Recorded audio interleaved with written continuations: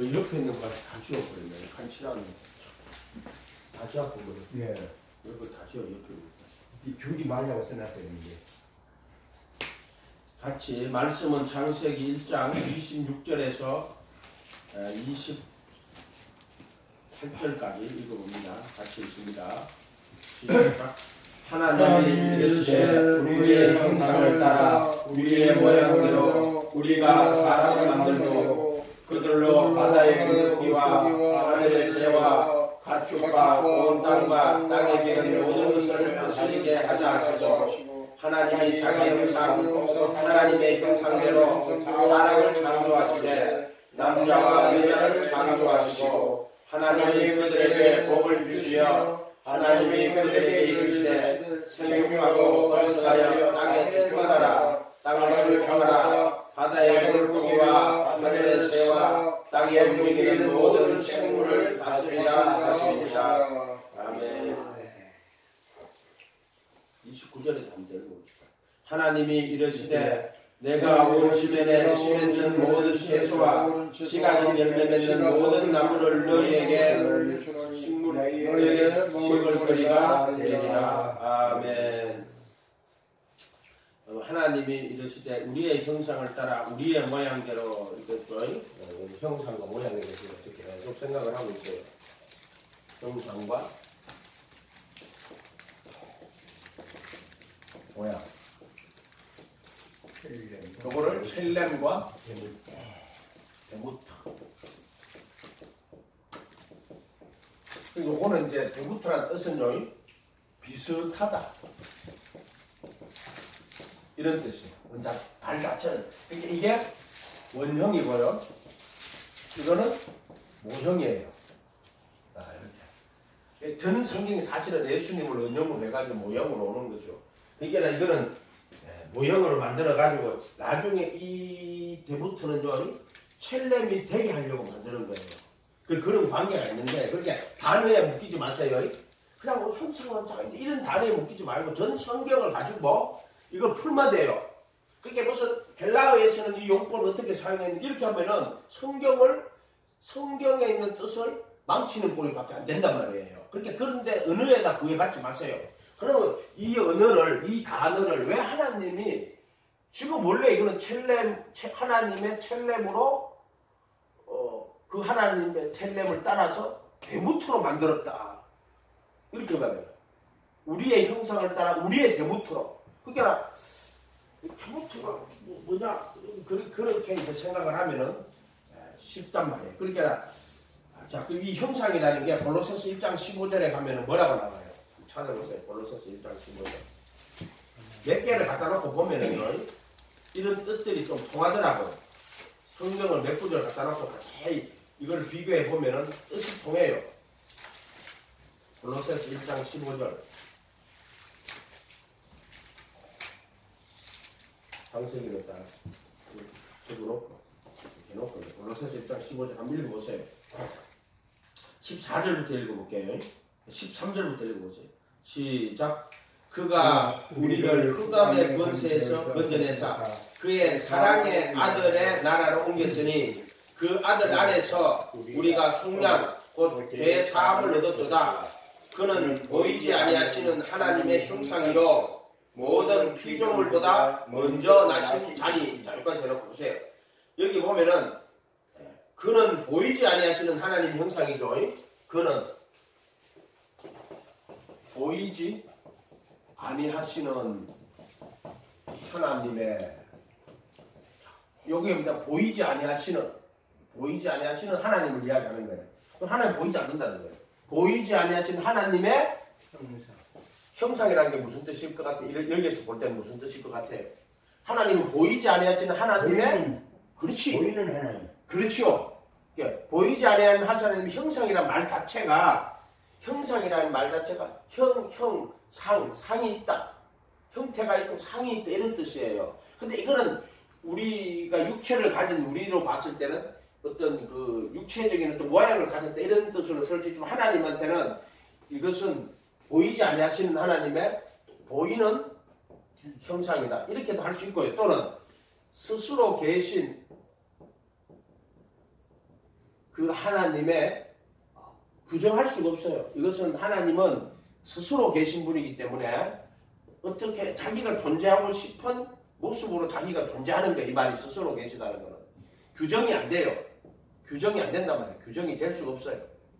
규정이 되면은 이게 아니지. 그렇죠. 규정이 되면은 유한한 존재가 되면 유한한 존재가 된단 말이에요. 그렇게 규정이 되지 않고 또 유한하지 않고 무한하시고 스스로 계시기 때문에 무한하다는 말은 어떤 형태에 갇히지 않는다.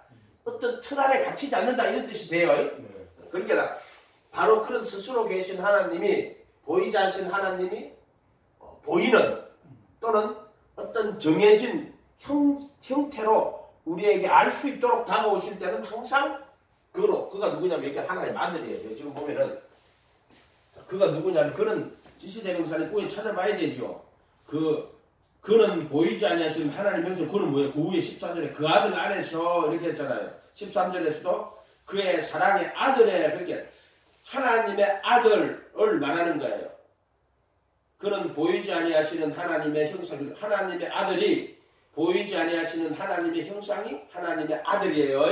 하나님의 아들을 말하는 거예요. 그러니까 하나님의 아들은 보이지 아니하시는 하나님의 형상이고 모든 피조물보다 먼저 나신 자다 이렇게 되어 있습니다. 만물이 그에게서 창조되되 땅의 하늘과 땅에서 보이는 것들과 보이지 않는 것들 보이는 것들 보이지 않는 것들 보이는 것들은 우리가 알죠. 그걸 보이지 않는 것들 영적 존재들 하늘과 땅에서 보이는 것들과 보이지 않는 것들 그러니까 그렇죠.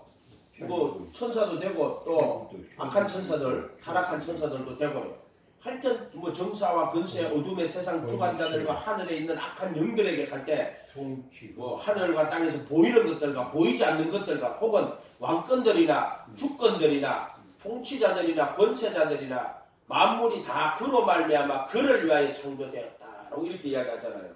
그러니까 모든 것들이 다 그를 위하여 그로 말미암아 그를 위하여 창조된 거예요. 이게 보면 링컨이 이 정부는 백성에 의하여서 백성을 위하여 백성의 정부 for the people, by the people 그렇게 이야기하죠. 그죠? 그러니까 거기에서 제일 핵심이 뭐냐면은 그를 통하여 창조돼 그에게서 창조되게가 돼야 돼요. 그래야지 그가 만드셨다 주인이다 또 그를 위하여 창조되었다. 그러니까 우리가 어떤 물건을 만들 때는 그 물건을 만든 사람이 그 물건의 주인이 되처럼 그에게서 창조되었다. 그런데 그러니까 그를 위하여 창조된 것이고 또 그로 말미암아 그를 통하여 창조된 것이에요. 그러니까 그 작품은 반드시 만든 그 사람의 솜씨와 그 지혜가 그 속에 다 들어가 있어요. 그런데 예수님은 우리를 자신의 형상을 따라가지고 그대로 그 형상과 비슷하게 모양으로 만들었다. 이렇게 보시면 돼요. 그럼 이렇게 또 질문을 해봅시다. 그럼 예수님 우리를 똑같이 자기하고 똑같이 그렇게 근본 본체로 만들면 되지 않느냐. 이렇게 말하면 그럼 하나님 아들이 여러 명 되잖아요. 예? 그거는 하나님의 뜻이 아니에요. 하나님은 유일하신 하나님의 아들 하나님의 근본 본체이신 그분을 태초 이전에 시간과 공간이 시작되기 이전에 세상 진토의 근원을 짓기도 이전에 그 아들을 하나님은 자기 안에 가지신 거예요. 그렇죠. 뭐 잠언 8장 그 10몇 절이에요. 20 몇 절 이하에는 그 22절 조화에 시작할 때 거기에는 나를 가지셨으며 이렇게 이야기해요. 잉태하셨다 이런 식으로 잉태했다 이렇게 이야기를 하시는 거예요. 그거는 이제 그 영원한 말씀을 그 안에서 가지셨다 이런 뜻으로 생각하시면 되죠. 그래서 17절에 그 또한 그가 만물보다 먼저 계시고 만물이 그 안에 함께 섰느니라 이렇게 있어요. 아멘. 그는 몸인 교회의 머리시다. 18절에 그는 근본이시요 죽은 자들 가운데 먼저 나신이시니 죽은 자들 가운데서도 먼저 나시니라. 그 말씀이 육신이 내가 와서 죽었다가 그 가운데서 나신 자 또는 친히 만물의 으뜸이 되려 하십니다. 아버지께서는 모든 충만으로 예수 안에 거하게 하시고 그 신성의 모든 충만이 육체로 가한다 하는 것을 19절에는 모든 충만으로 예수 안에 거하게 하시고 이렇게 이거는 개혁 개정은 내려놨는데 그 개혁 한글에는 신성의 모든 충만이 육체로 거하시고 이렇게 되는데 이 19절은 또 합리적으로 풀어놓은 거예요. 개혁 개정인데 지금 이렇게 풀어놨는데 원래는 모든 신성의 충만이 육체로 이 구절이 아니다. 2장 9절 가보세요. 2장과 9절. 그 안에는 모든 신성의 충만이 육체로 거하시고 이렇게 돼 있죠. 그 안에는 모든 신성의 모든 충만이 육체로 거하시고 이렇게 돼 있단 말이에요. 신성이 어떻게 육체로 거하시는 분이야. 이렇게. 그러니까 그 아들 죽으시고 부활하신 예수님을 말하는 거죠. 어쨌든 형상이 바로 형상이 보이지 아니하시는 하나님의 형상이 하나님의 아들이에요. 아들. 하나님의 아들은 항상 보이지 아니하시는 하나님이 형상으로 나타나실 때는 이 하나님의 아들을 통해서 형상으로 나타나시는 거예요.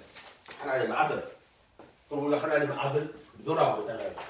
근데 그리스도라는 말은 이제 인간을 구원하시기 위해 가지고 죄 있는 육신의 모양을 입고 오셨다. 그럴 때는 하나님의 아들 그리스도고 그리스도라고 말할 때는 그리스도는 하나님과 사람 사이의 중보는 하나이시니 하나님은 한 분이요 하나님과 사람 사이의 중보도 한 분이시니 사람이신 그리스도 예수시나 그리스도 예수니라 사람이신 그리스도예요. 왜? 살과 피를 가지고 와야 우리를 육신의 율법의 저주에서 또 죄에서 속죄의 피를 뿌려야 되잖아요. 그렇기 때문에 사람으로 와야지만 이 그리스도가 사람으로 와야 돼요. 그래서 그리스도는 반드시 사람이신 그리스도 예수여야 돼요. 살과 피를 가지고 와야 되기 때문에. 그러니까 이 하나님의 아들이 보이지 않는 하나님의 보이는 형상으로 올 때는 하나님의 아들이 뭐로 온다? 사람이신 그리스도 예수로 온다. 사람이신 그리스도로 와야 돼요. 그게 하나님의 형상이 되는 거예요. 결국에 그렇게 막 설명을 할 수가 없어요. 그런데 결국에 부활하신 예수님은 모든 신성의 충만이 육체로 거하시니까 그것을 원형으로 해가지고 그 보이지 않는 하나님의 형상이신 그 아들을 사람이신 그리스도로 보낼 것 안에 다 들어있어요. 이거를 지금 창세기 1장 26절이 벌써 형상을 따라 왜 모양으로 만들었을까? 이 안에 복음이 들어있는 거예요. 원래 목적 자체가 이 창조가 목적이 아니에요. 창조가 목적이 아니고 뭐가 목적이라고 그랬어요? 구속이 목적이에요. 구속이. 에베소서 펴보세요. 에베소서 1장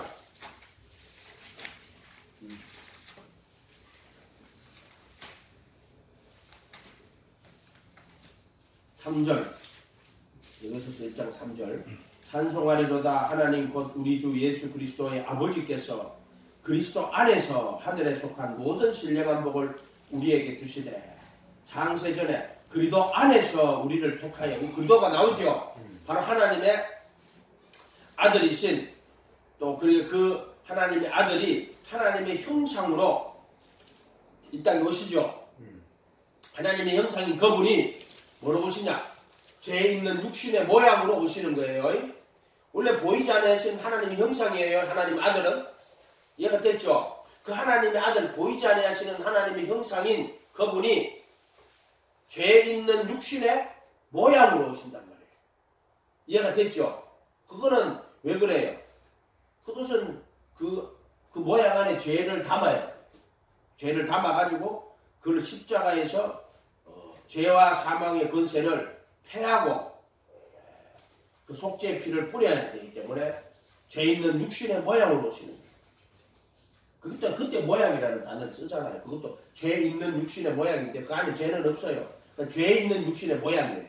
형상을 따라 모양으로 졌다 하는 것은 형상과 비슷하게 했지만은 닮았지만은 형상 안에 있는 무엇이 없어요. 그 영원한 생명이 없어요. 그렇게 아담이 영원한 생명을 갖고 태어났다 하면 거짓말하는 거예요. 아담이 흙으로 지어받고 생기를 불어넣을 때 아담이 영원한 생명을 갖고 있었어요? 생명이 아니라 생명이지. 생기를 넣었죠. 예. 아담이 영원한 생명이에요? 그러니까 내가 물어보잖아요, 지금 장로님한테. 아담을 창조 흙으로 짓고 생기를 불어넣었을 때 그 아담이 영원한 생명, 우리 성경에 말하는 신약에 말하는 조에 영원한 생명을 아담이 갖고 있었어요? 무한한 생명. 그렇죠. 그냥 형상을 따라 모양으로 만들어준 거예요. 그래서 이 하나님의 형상에는 영생, 영원한 생명, 조회가 있지만은 여기는 영원한 생명이 없이 그냥 생기라 그랬어요. 생기. 그것도 흙하고 합쳐져가지고 생혼이 된지라 이렇게 말해요. 이 하나님의 생명은 영원한 생명이란 말이에요.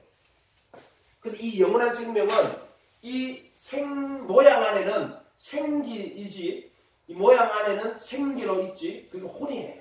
생기를 불어넣으시니 사람이 생혼이 된지라 할 때 그 생기가 혼을 말하는 거예요. 생기가 돌아가 뭐가 됐어요? 혼이 된 거예요. 혼. 그래서 생기는 이거는 뭐냐 하면은 생기는 혼이에요. 혼. 생기는 혼. 이 생은 움직이는 뭐 살아있는 이건 흙이란 말이에요. 이 두 개가 합해져 가지고 생혼이 된 거예요. 이게 이거고 이게 이거라니까 이 두 개가 합해지니까 생기하고 흙하고 합해지니까 생혼이 됐다. 이렇게 보면 되는 거란 말이에요. 그러니까 인간은 혼이에요. 혼. 그런데 그거는 영원한 생명은 없어요. 만약에 우리가 생명이라 하면은 아담은 영원한 생명을 하나님이 가지고 그를 창조했다 이렇게 보는 것밖에 안 된단 말이에요. 절대로 아담은 영원한 생명을 가진 자가 아니에요. 그러면 죽지 않고 영원히 살자는 그 영원한 생명 아니에요. 만약 예를 들어 아담이 죽지 않고 산다고 그랬다고 그가 죽지 않고 사니까 영원한 생명을 가졌다고 그런 말의 의미에서 영원한 생명을 이야기하는 영원한 생명은 하나님의 생명, 거룩하신 또 자비하시고 거룩하시고 사랑이신 그분의 말하자면은 그분의 생명을 가지지 않은 존재예요. 아담은 그걸 생기라고 말하고 혼이라고 말하는 거예요. 이해가 됐죠? 생혼이다 이 말이에요. 그러면은 이 아담은 이 모양은 뭐를 잡아야 돼? 앞으로 형상으로 바뀌어야 돼요. 그래서 예를 들어 뭐 마지막 때 나팔을 불 때 그리스도의 형상으로 화하여라고 이렇게 번역했다고. 그거는 예수님 오실 때 죽을 것이 죽지 않아요. 그래서 썩을 것이 썩지 않아요를 입으면은 그리스도의 형상이 그 앞에도 그리스도의 형상이에요. 그리스도는 뭐라 그랬어요? 반드시 사람이어야 된다 그랬죠. 사람이신 그리도 예수니라. 이거는 디모데 몇 장이에요?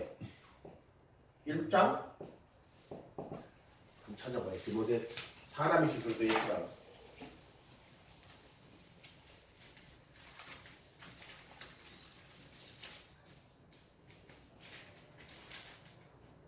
2장 5절. 디모데전서 2장 5절. 하나님은 한 분이요. 2장 4절에 하나님은 모든 사람이 구원을 받으며 진리를 아는 데 이르시기를 원하시는데 이거 볼 때 구원을 받는 게 진리를 아는 거예요. 네. 구원을 받고 진리를 아는 데 이르. 그래서 진리의 지식을 받은 후라고 이렇게 말해요. 진리를 아는 데 이르기를 원하시는 이거 구원을 받는 게 진리를 아는 거예요. 너희가 내 말에 거하면 참 내 제자가 되고 진리를 알지니 진리가 너희를 자유롭게 하라 이렇게 돼 있죠. 똑같아요. 구원을 받고 진리를 아는 데 이르기를 원하시느니라. 그 진리는 누구예요? 예수 그리스도 진리라고 하는 거예요. 근데 그것은 여기 보면 진리를 아는 데 해놓고 5절로 넘어가죠. 그렇죠? 그렇게 이런 말들을 4절이나 5절이면 띄우면 안 돼요. 분리해가지고 내 맘대로 생각하면 안 돼요. 하나님은 한 분이요.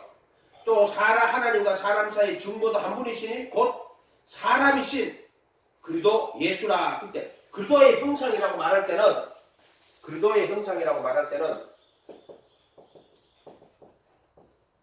사람이신 그리도. 그리도를 정확하게 이해를 해야 돼요. 살과 피를 입고 이 세상에 오실 때 비로소 사람이신 그리스도라고 하는 거란 말이에요. 왜 살과 피를 입지 않으면 절대로 죄인의 그리스도가 될 수 없습니다. 구원자가 될 수 없습니다. 그래서 사람이신 그리도 예수님이다 이렇게 말해요. 중보자 한 분인데 이 중보자가 되려면은 이 십자가에서 죄의 몸을 면하고 그리고 속죄소에 피를 뿌려야지만 중보자가 되는 거예요. 우리 대제사장이라고 이렇게 표현했잖아요. 멜기세덱에게 반찬을 줬는데 그렇게 중보자가 되려면 사람이신 그리도 예수님이라. 이 성경은요 글자 한자잖아요. 뭐 이상하게 써있거나 앞뒤로 순서 아마 그렇지 한 개도 없어. 이거 1.1핵이라. 그래 전 성경 이걸 읽다 보면 예수님께서 이는 성경을 이루려 하심이니라. 성경을 이루려 하심이니라. 이 기록된 말씀 66권을 그걸 이루려 하신다고 이야기해 놓은 거예요. 그래서 성경은 특별 계시요. 그래서 조단 에드워드가 그 사람이 정말로 거듭났는가 안 거듭났는가에 그 조나단 에드워드가 말하는 거듭남은요 물로 거듭나는 게 아니고 성령으로 거듭나는 게 이야기하는 거예요. 부르심이 아니고 택하심을 말하는 거예요. 18세기 복음주의자들은 그들이 거듭났다라고 말하는 거는 지금 제가 설교하는 때 부르심과 택하심이라고 말할 때 택하심을 이야기하는 거예요. 그 사람들이 말하는 건 정확히 택하심이에요. 근데 그 택하심에 거듭났다 하는 정표 중에 하나가 뭐냐 하면은 그들이 66권 하나님의 말씀에 대한 장로님한테 보내줬는데 우리 주목님한테 이거 보내줬잖아요. 여기 보면은. 근데 보지는 못했구나도. 예, 그쪽 이거 보면 5가지. 전화를 해두어서. 자, 이게 성령의 역사일 수도 있고 아닐 수도 있는 게 일상적이지 않고 비범하고 특별한 일들은 이게 성령의 역사일 수도 있고 마귀의 역사일 수도 있고 아닐 수도 있고 신체에 나타나는 영향들, 눈물, 전율, 신체적 힘이 빠지는 현상 성령의 역사일 수도 있고 아닐 수도 있고 왜냐하면 조나단 에드워드는 인류 역사가 태어난 사람 중에 말하자면 기독교인 중에는 누구냐 하면 가장 똑똑한 사람이라고 하는 거예요. 미국에서 가장 똑똑한 사람이라는 게 이 사람이. 근데 이 사람이 아주 청결한 사람이에요. 어릴 때부터 예수님을 우리 같은 사람이 아니에요. 우리 같은 사람은 기독교 집안에서 안 자라고 멋대로 자라고 지 맘대로 자라고 그 사람 그런 사람이 아니에요. 그런데도 그 사람 인생을 읽다 보면 여러 성령을 체험을 하는데 그냥 체험이 아니고 그 성령으로 거듭나는 체험이 있죠. 중생의 체험이라고 청교도에서 말하는 제가 말하는 걸로 하면은 택하심에 성령으로 거듭나는 택하심에 종교에 대한 큰 소동과 잡음이 발생하는 현상. 그렇게 요새 보면은 막 뒷야살 때 보면 막 뭐 소리 내고 난리치잖아. 이런 거는 성령의 역사일 수도 있고 아닐 수도 있어. 속지만 사람들에게 나타나는 강력한 상상의 현상. 성령의 역사일 수도 있고 아닐 수도 있어. 부활시, 부흥시 많은 사람이 다른 사람들의 행동을 보고 따라하는 현상. 그것은 성령의 역사일 수도 있고 아닐 수도 있어. 많은 사람들이 행동에 신중하지 못하고 돌발적으로 행동되는 현상. 그게 성령의 역사일 수도 있고 아닐 수도 있대. 판단에 있어서 많은 실수들이 일어나는 현상들은 성령의 역사일 수도 있고 아닐 수도 있어. 판단에 많은 실수들이 나타난다. 목회자들의 율법 설교나 지옥 설교를 많이 하여 사람들로 하여금 공포에 잠기게 하는 현상. 이거는 성령님의 역사로 인해서 공포에 또는 그 비통하게 눈물 흘리며 뭐 이렇게 할 수도 있고 아닐 수도 있고 인간적인 현상일 수도 있고 이런 말. 그런데 성령의 역사는 조나단 에드워드라는 사람의 성령의 역사는 성령은 예수 그리스도의 영광을 드러내고 그리스도를 믿고 따르게 한다. 이거는 반드시 성령의 역사라는 거예요. 두 번째는 성령은 거룩한 영이시기에 죄를 깨닫게 하고 회개하게 하며 거룩을 사모하게 한다. 이게 성령의 역사라는 거예요. 그러니까 거룩한 영이기 때문에 죄를 깨닫게 하고 회개시키며 거룩을 사모하게 한다. 요한일서 2장 15, 16절. 그 다음에 성령은 성경의 원저자이시기 때문에 성경을 사랑하게 하고 깨닫도록 조명하신다. 이게 성령의 역사라는 거예요. 그 다음에 성령은 진리의 영이시기 때문에 신자로 하여금 성경에 기록된 진리에 대해서 관심을 가지게 만든다. 성경에 기록된 진리에 대해서. 성령은 사랑의 영이시기 때문에 하나님과 사람을 사랑하게 만든다. 이거는 틀림없이 성령의 역사다. 에드워드가 자기가 관찰해가지고 에드워드가 17세기 부흥운동을 했잖아요. 인류 역사에서 그 17세기에 1700 몇 년도니까 그때 18세기예요. 18세기 복음적 부흥운동이라고 그래요. 그건 왜 그러냐면 계몽운동이 나가지고요. 이신론이 전 세계를 잡고요. 사람들의 전통적인 신앙이 왕창 무너질 때예요. 왜냐하면 과학이 막 발전하고 이신론이 발전해갖고요. 전염병 막 고치기 시작했어요. 그거 예방주사 파스테르, 백신 이런 거 나오고요. 그 그럼 이신론이 뭐예요? 하나님은 우주를 법칙으로 다 만들어가지고 하나님의 법칙에 따라가지고 다 움직인다. 그렇게 하나님 우주를 만들고 저쪽 편에 계시고 하나님은 이 우주를 법칙에 따라 만들고 우리가 그 법칙을 잘 연구하면은 하나님 그 질병도 예방할 수 있고 전염병도 물리칠 수 있고 생산량도 늘려가지고 말하자면은 유토피아를 만들 수 있다 하는 것은 무신론적인 그 현상이고 이신론은 계몽주의 시대 때 하나님을 이신론 신으로서 시계공이 시계를 만들려면은 시계공이 시계를 잘 만들어가지고 테이프 딱 갈아놔두면 시계가 알아서 자동으로 돌아가지요. 그걸 이신론이라고 비유할 때 그렇게 해요. 시계공, 하나님은 시계공이고 세상은 시계다. 그 시계를 알아가지고 자동으로 그 원리에 따라 착착착 움직이게 하니까 우리가 그 원리를 잘 파악하면은 그때는 인격적인 신이 아니야. 인격적인 신이 아니라고. 1대1로 관계를 맺고 그들의 삶에 영향을 미치고 하는 그런 인격적인 신이 아니고 이신이야, 이신. 시계를 만들어 놓고 그 시계가 알아서 정확하게 돌아가도록 만들어 놓은 그 우주를 그렇게 해석을 한다는 말이에요. 그걸 이신론이라고 해요, 이신론.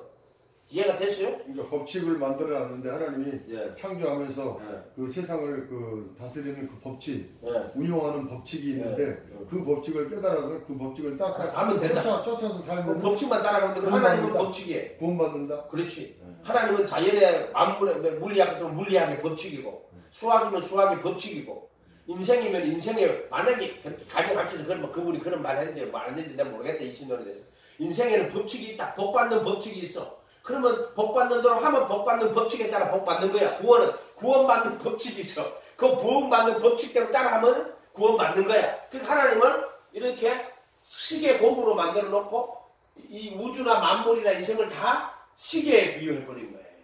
그럼 하나님은 정말 기계적인 신이란 말이에요. 근데 하나님은 그냥 잠자도 돼, 하나님. 네? 하나님 잠자도 돼. 이미 만들어 놨기 때문에.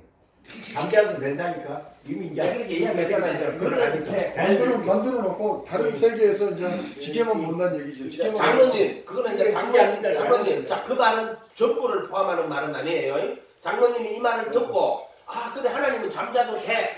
장로님의 표현이에요. 이 신론의 전부를 표현하는 거라고 생각하면 안 돼요. 장로님은 항상 어떤 걸 하나로 단순하게 그렇게 딱, 그건 하나의 일면이에요. 틀리다는 게 아니라 하나의 일면일 뿐이에요. 잠자는, 근데 그거는 인격적인 신이 아니라는 거예요. 무슨 말이냐면은, 많은 어떤 사람이 회개할 때 그 하나님이 그 회개하는 사람에게 이마에 그를 불쌍히 여기고 간섭하시고 하는 그런 인격적인 신이 아니고 법칙을 다 만들어 놓고 법칙대로만 하시는 이렇게 된단 말이에요. 이해가 됐죠? 기계적인 신인 거야. 기계적인 신인 거야. 그때는 이미 세계가요 기계 문명이 일어나는 거야. 실제로 그 당시에 전기기관차 발명되고 뭐 백신 만들고 전염병 퇴치하고 그리고 막 산업혁명 1차 산업혁명이 일어나고요. 그러니까 방직 공장 돌리가 기계로 막 움직이고 하는 모든 이런 혁명들이 18세기가 그 시대예요. 그 시대에서 하나님을 재해석하려고 하는 게 계몽주의 시대 이신론이고 한쪽은 하나님을 없이 해버리는 거예요. 하나님 없이 해버리는 거예요. 무신론자로 가는 거예요. 그래서 옛날에는 이렇게 말하는데 하나님이 비를 내리신다. 하늘에 딱 비가 내리는 거 보면 하나님이 비를 내리신다 이랬단 말이에요. 근데 이신론일 때는 뭐라 그래요? 비가 내린다. 비가 생각이시고 마음이었어요. 그래 그거는 비가 내린다라는 거는 옛날에는 하나님이 비를 내린다고 말했는데 그 이신론이 난 이후의 세계에서는 하나님이 비를 내리는 게 아니고 비가 내리는 거예요. 알아서 자연 법칙에 따라 가지고 그냥 그래서 그때는 주어가 없어요. It's raining. it이라는 가주어를 쓰는 거예요. 그럼 비가 내린다 할 때는 주어는 it이에요. It is raining이라고 비가 내리고 있다. 이런 식으로 써버린단 말이에요. 그래서 언어를 자세히 살펴보면 그 언어 안에 신을 담고 있는지 안 담고 있는지를 알아요. 비가 내린다 하는 거 하고 하나님이 비를 내리신다. 성경에 비가 내린다는 말이 있어요. 하나님이 비를 내리신다. 천둥번개가 쳐도 하나님이 천둥번개를 치는 거야. 이해가 됐어요? 머리털 한 개라도 넌 다시 참새한 마리도 허락 안 하면 안 떨어진다. 포수가 조종차가 총쏘면 저런 저기 맞아가지고 참새 한 마리가 떨어지는데 근데 성경에서는 예수님 하나님이 허락하지 않으면은 참새 한 마리도 안 떨어져. 참새 한 마리 떨어지는 것도 그게는 하나님이 허락이 있어야 돼 라고 인격적인 신을 신으로 묘사를 한단 말이에요. 그거를 조나단 에드러는 만유제실론이라고 해요. 모든 만물 하나하나는 범신론은 만물이 신이라는 거야. 예? 만물 안에는 만물에 다 신이 있다고 말하는 건 범신론이고요. 만유제실론은 그것도 그래. 그거는 제실론이라 하는 건 만유 신이 그 말 자체로 하면 만물에 신이 있다는 뜻인데 그 뜻은 아니에요. 범신론이고 그 말은 뭐냐면 모든 원자 하나하나 전자 하나하나를 움직이시는 힘은 하나님이 그 모든 원자 하나하나를 다 움직이고 있다라고 말하는 거예요. 그거는 범신론이 아니에요. 범신론이 아니고 모든 만물을 움직이시는 하나님의 힘이야. 그렇게 뭐 히브리서 1장 3절이거든요. 그는 만물을 붙드시며 죄를 거룩히 하시고 만물을 붙드시고 이렇게 이야기한다고. 태양이고 뭐고 다 하나님 지금도 그분의 말씀이 전능하신 그분의 말씀으로 그 말씀의 능력이 지금도 만물을 붙들고 있는 거예요. 태양이 돌도록 지금 그분의 말씀이 태양이 돌도록 하고 있는 거예요. 이해가 됐어요? 아멘. 능력의 말씀으로 붙드시며 이렇게 돼 있단 말이에요. 한번 찾아봐요. 히브리서 한번 찾아봐요. 히브리서 1장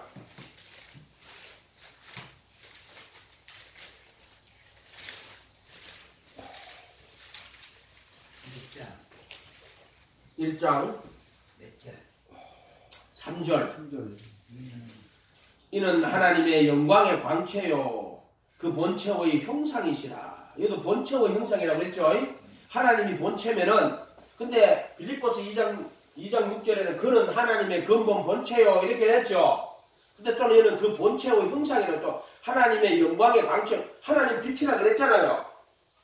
하나님 빛이 보이지 않는 건데 왜 빛이라 빛이 없으면 아무도 안 보이잖아요. 근데 하나님 빛이라 그래요. 태양빛을 보고 있으면 못 바라봅니다. 눈이 부셔가지고 이래가지고 태양빛인데 눈 이래가지고 연하나고서 눈 멀어요. 눈 멉니다. 바라볼 수가 없어요. 그런데 영광의 광채요. 그래서 예수님은 세상에 오시는 참빛이에요. 하나님은 요한일서 1장에 보면은 3절인가요? 그는 하나님은 빛이시 빛 가운데 거하시는데 그에게는 어둠이 조금도 없다. 그가 빛 가운데 계신 것 같이 너희도 빛 가운데 행하면 하나님 빛인데 우리가 빛 가운데 걸어갈 수 있어요? 근데 어떻게 우리가 빛 가운데 걸어가요? 이 세상에 오시는 참빛 이해가 됐어요? 그 하나님의 근본 영광이신 그 하나님의 영광의 광채로 이 세상에 오시는 분이 그래서 이 세상에 계신 참빛이라고 해요. 그 안에 생명이신 이 생명은 사람의 빛이라고. 그러니까 그 영원하신 하나님의 그 빛.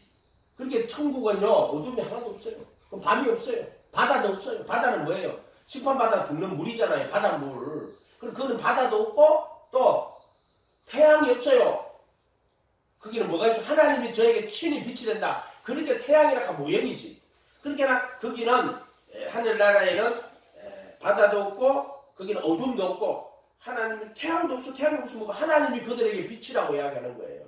근데 그 빛이 그 영원한 빛이 이 세상에 오시는 참빛 말씀이 육신이 된 것처럼 하나님의 그 영원한 빛이 생명이 세상에 오신 빛 나는 참빛이다. 나는 세상에 온 빛이다. 그렇게 말씀하죠. 우리 죄인들에게 죄 있는 육신의 모양은 있고 모양으로 갔다 그랬죠. 그것도 죄 있는 육신의 모양. 그 하나님의 형상이 그분이 모양으로 오는데 아담은 모양이지만 죄를 범해가지고 그 한 사람으로 말미암아 죄가 들어왔지요. 죄로 말미암아 사망이 또 들어왔지요. 아담이 선악과를 따먹고 죄가 들어온 거예요. 아담의 잘못은 죄를 들어오게 한 잘못이에요. 죄가 들어오니까 사망이 들어왔단 말이에요. 근데 예수님은 죄 있는 육신의 모양으로 오시다. 이가 안에 다 들었어요. 보세요. 형상을 따라 모양으로 지었는데 그는 그 보이지 않는 하나님 형상이신 그분이 아담이 죄를 짓가지고 죄 있는 육신의 모양이 됐을 때 예수님은 이 형상이 죄 있는 육신의 모양으로 오시잖아요. 아멘? 그러니까 이 말씀 안에 저 복음이 다 처음부터 다 들었어요. 다 들었어요. 갑자기 잠깐 말이 막 1% 가는데 단순히 재미있어. 그러니까 3절에 이는 하나님의 영광의 광채요 본체의 형상이시다. 그는 능력의 말씀으로 만물을 붙드시며 이렇게 됐죠. 지금 만물이 다 능력의 말씀으로 붙들고 있는 거예요. 하나님이 말씀하시잖아요. 그러면 그 말씀은 영원한 말씀이기 때문에 만물을 다 붙들고 있는 거야. 원자 하나하나까지도 그분은 붙들고 있어요. 아멘? 죄를 정결하게 하는 일을 하시고, 예수님 죄를 정결하게 하는 일을 하신다. 높은 곳에 계신 지극히 크신 이의 우편에 앉으셨느니라. 지극히 높은 곳에 계신 지극히 크신 이의 우편에 앉아, 하나님 보좌 우편에 앉아 계시다가 이렇게 말하잖아요. 그리고 지금 예수님 어떻게 하시고 있다? 1장 1절부터 옛적의 선지자들을 통하여 여러 부분과 여러 모양으로 우리 조상들에게 말씀하신 하나님, 이 모든 날 마지막에는 아들을 통하여 우리에게 말씀하셨으니 이 아들을 만유의 상속자로 세우시고 또 그로 말미암아 모든 세계를 지으셨느니라. 그렇게 세상을 짓기 전에 그 아들을 가지셨고 그 아들을 위하여서 이 그로 말미암아 모든 세계를 지으셨는데 그 아들을 만유의 상속자로 세우고 그로 말미암아 모든 세계, 그렇게 모든 세계를 짓기 전에 그 아들을 상속자로 세우고 그 세계를 창조하시는 거야.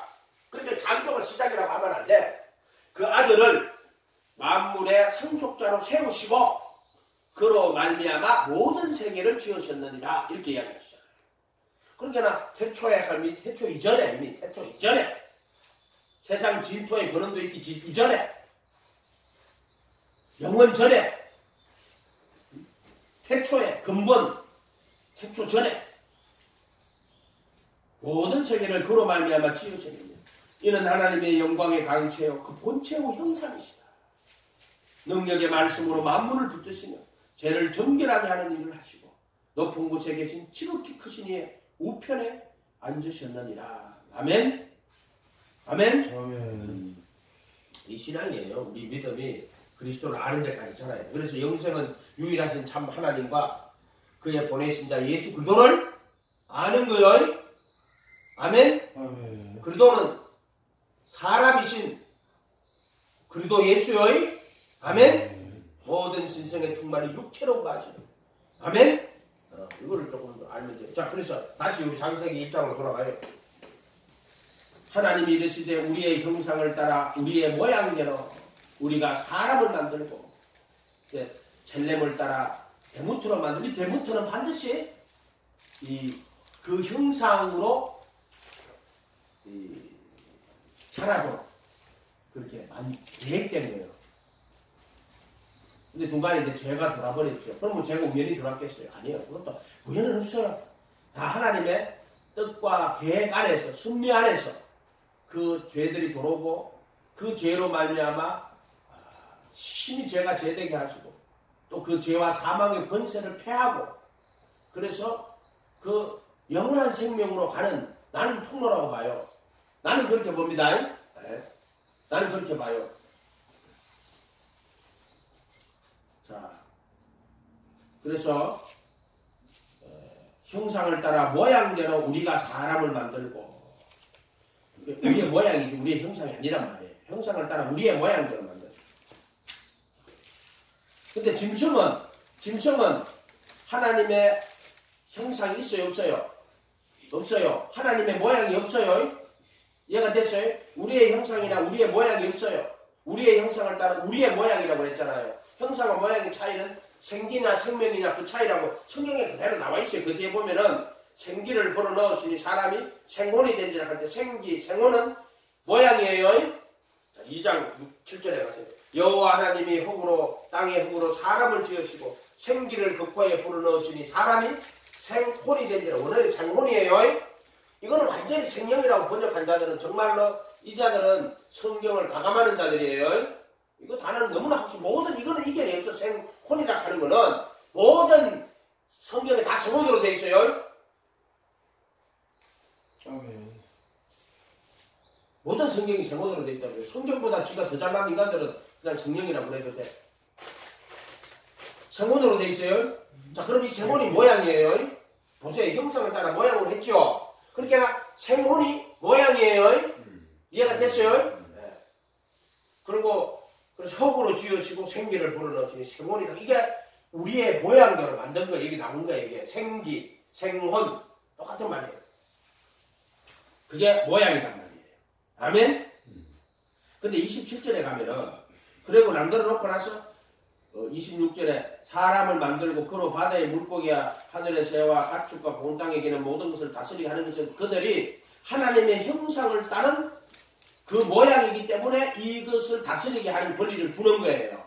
성경 그렇게 해석하면 되게 쉽죠. 다른 걸 안 넣어도 되죠.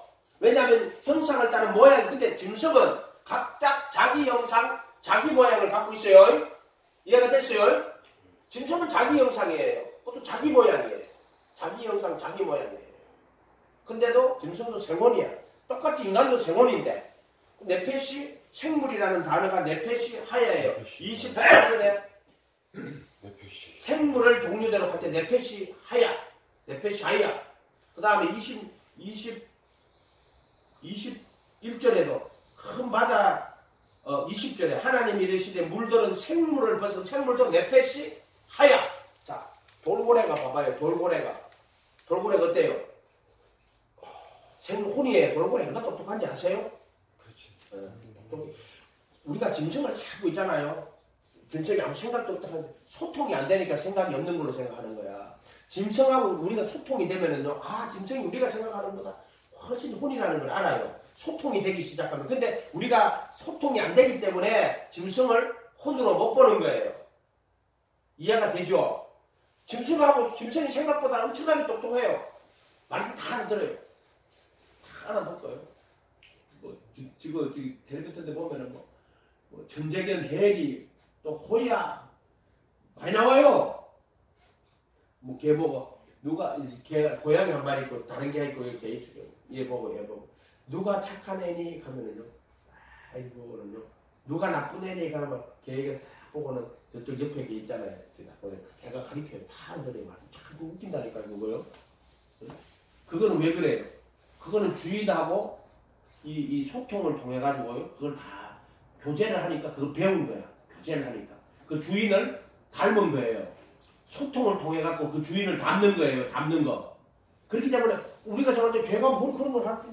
그렇게 개를 들여다 풀어놓고 사냥이라고 나왔으면 절대 안 되고 사람하고 같이 사는 개는 소통을 하잖아요. 그러면 그 주인을 닮아요. 개가 그렇게 돼 있어요. 근데 짐승은 하나님의 형상은 그 안에 절대 없어요. 이해가 됐죠? 하나님의 형상은 없어요. 짐승은 각 형상과 각 모양이에요. 근데 인간은 하나님의 형상을 따른 하나님의 모양. 그렇게 그 안에는 형상을 담을 수 있는 가능성을 또 형상과 비슷하게 창조되기 때문에 그 형상과 소통할 수 있는 게 있단 말이에요. 인간에게. 그래서 생혼이라고 하는 거예요. 생기, 생혼. 저는 그렇게 본다는 거예요. 그 다음에 창세기 5장 1절. 창세기 5장 1절. 시간이 많이 갔는데 가도 상관없어요. 편안하게 합시다. 하고 끝내보는 거지.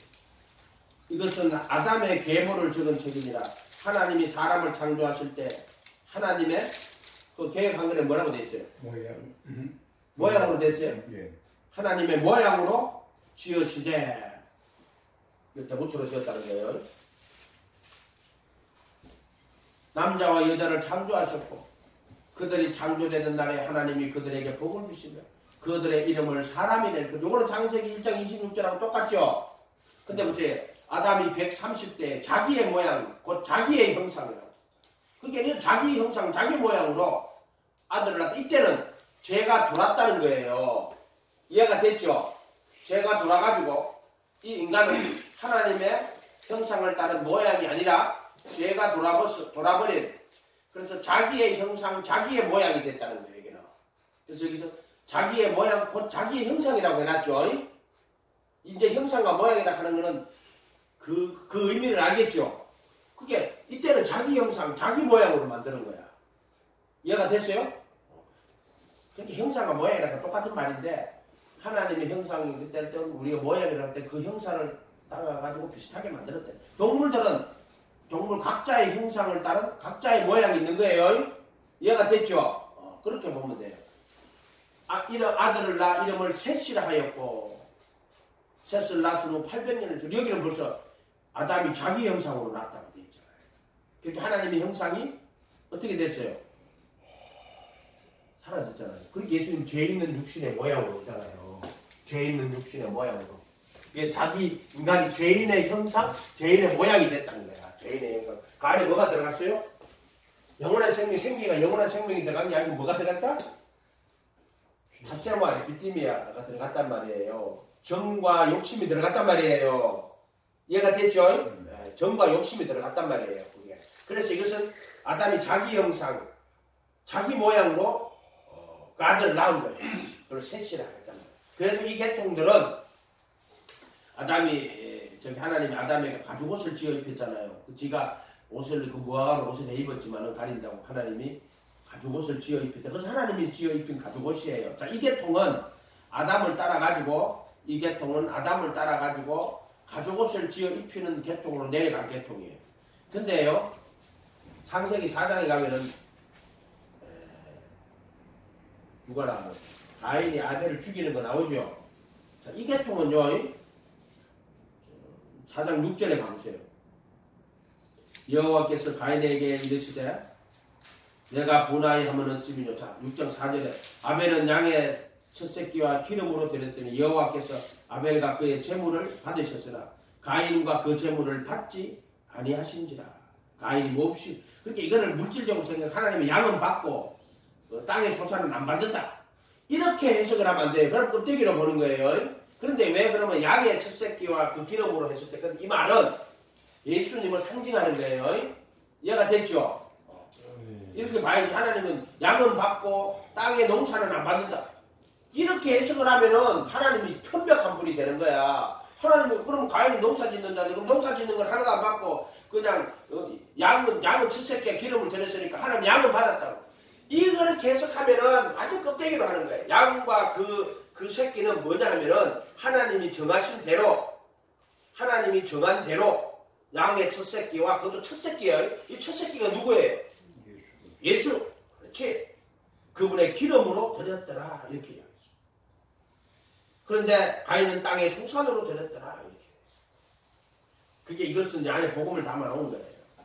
근데 이걸 다른 데서는 아이는 저게 우리가 이거 말씀에 보면은 가인의 그의 재물은 받지 아니하신지라. 5절에 이제 가인이 몹시 분하여 안색이 변하니 자기 건 안 받아주시니까 자기 행위가 옳지 않단 말이에요. 지금 하나님 왜 내가 한 것을 안 받으십니까? 여호와께서 가인에게 이르시되 내가 분하여 하면 어찌며 안색이 변하니 선을 행하면 어찌 낯을 들지 못하겠느냐. 선을 행치 아니하면 죄가 문에 엎드리니. 이렇게 가인은 선을 행하는 자가 아니에요. 선을 행치 아니하면 죄가 문에 엎드린다. 오늘 되겠지만 왜 죄가 문에 엎드립니까? 악을 행해서 죄가 문에 엎드립니까? 선을 행하지 않으면 죄가 문에 엎드린다 그랬죠? 선과학의 지식의 나무를 먹고 나면 인간은 선과학을 알아요. 그럼 선과학을 알게 되면 반드시 선을 행해야 되고 절대로 악을 행하면 안 돼요. 그러니까 선을 안 행하고 악을 행하지 않으면 되지 않느냐? 아니요. 선을 행하지 아니하면 죄가 문에 엎드리는 겁니다. 아멘? 그렇기 때문에 선과 악의 지식의 나무를 먹은 인간은 반드시 선을 행해야 되고 그리고 절대로 악을 행하면 안 돼요. 이게 율법이에요. 쉽게 선과 악을 내가 율법이라고 표현하는 건데 이 율법도 있지만 모세의 율법도 있지만 우리 속에 있는 양심이 각 사람에게는 그 양심이 자기가 자기의 율법이 된다고 성경 분명히 이야기한단 말이에요. 아멘? 그리고 각 나라 민족에는 그 나라 민족마다 율법이 있어요. 그 법이 있어요. 법이. 근데 그거는 이제 잘못된 법들도 되게 많아요. 우상 숭배하고 인간이 타락했기 때문에 이상한 법을 만들어 놓고 그런 것도 많이 있어. 어쨌든 간에 자기가 자기에게 양심이 돼요. 그런 것들을 양심을 갖고 있다 이 말이에요. 그렇게나 모든 법이야. 살인하지 마라, 도둑질하지 마라, 거짓정도 하지 마라, 간음하지 마라. 이런 것들은 이 모세 율법 아니라도 사실 십계명은 모세 율법 아니라도 모든 법 체계에서 사실 그거 다 기록하고 있어요. 뭔 말인지 알겠어요? 그것도 그 1계명에서 4계명까지는 뭐 그건 하나님을 선한 양심이 하나님 찾아가는 양심이에요. 선한 양심. 그렇지만 세상에 있는 양심도요. 1계명에서 4계명까지는 몰라도 5계명부터는 알아요. 그건 뭐냐? 부모를 공경하라. 살인하지 마라. 간음하지 마라. 도둑질하지 마라. 거짓 증거하지 마라. 근데 또 열 번째 계명 이웃의 소유를 탐내지 말라는 그건 행위의 계명이 아니에요.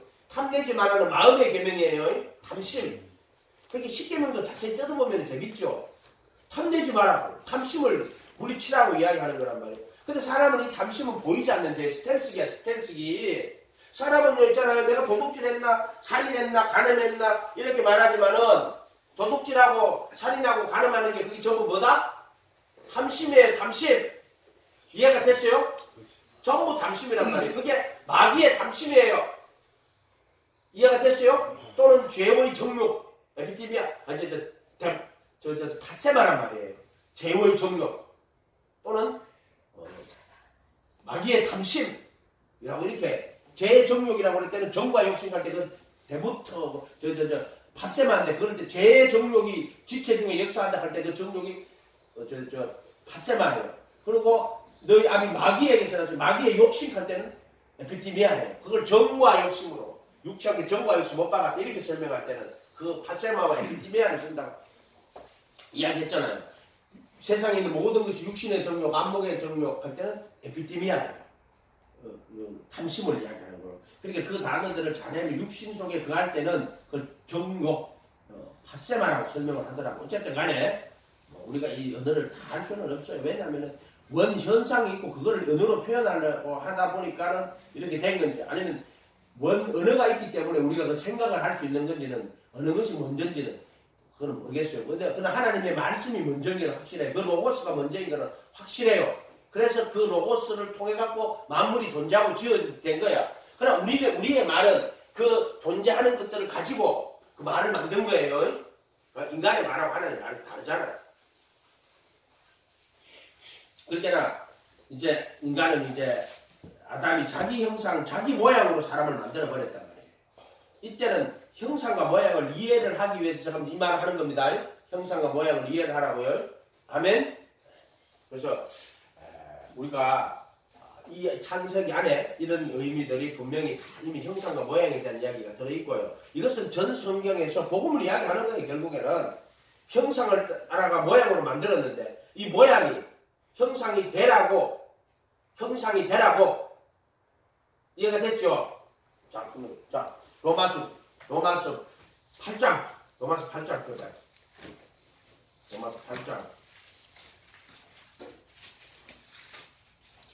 8장 자 3절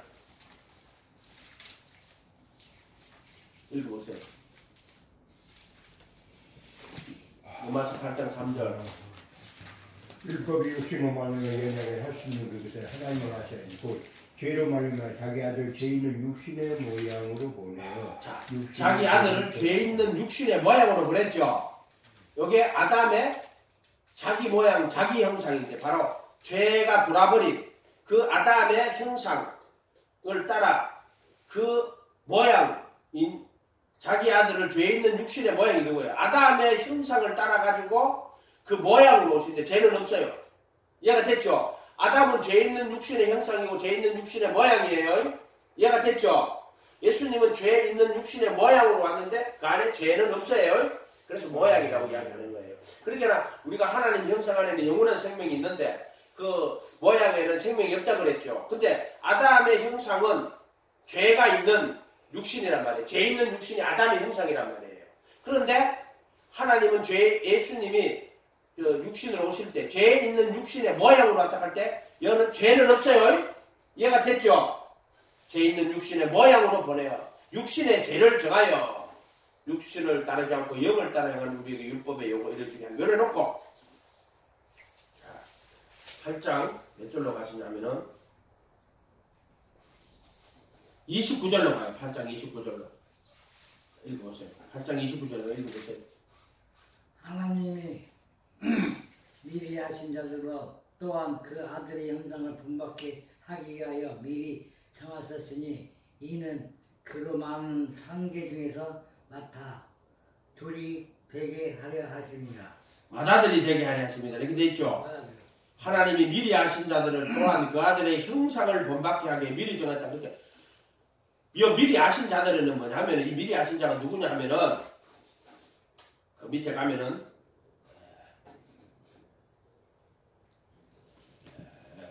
그 뜻대로 부르신 자들이 그 밑에 28절에 가보세요. 우리가 알거니와 28절에 하나님을 사랑하는 자 곧 그의 뜻대로 부르심을 입은 자들 그의 뜻대로 부르심을 입은 자들 요게 미리 아신 자들이에요. 그의 뜻대로 부르심을 입은 자들에게 모든 것이 합력하라. 하나님이 미리 아신 자들을 갈 때 그의 뜻대로 부르심을 입은 자들 또 하나님을 사랑하는 자 곧 그의 뜻대로 부르심을 입은 자들 이게 하나님이 미리 아신 자들이에요. 하나님을 사랑하는 자 곧 그의 뜻대로 부르심을 받은 자들이 미리 아신 자들로 또한 그 아들의 형상을 본받도록이 아니고 형상과 하나가 되도록 이렇게 설명해야 돼요. 미리 정하셨다. 그 예정이 뭐냐? 아들의 형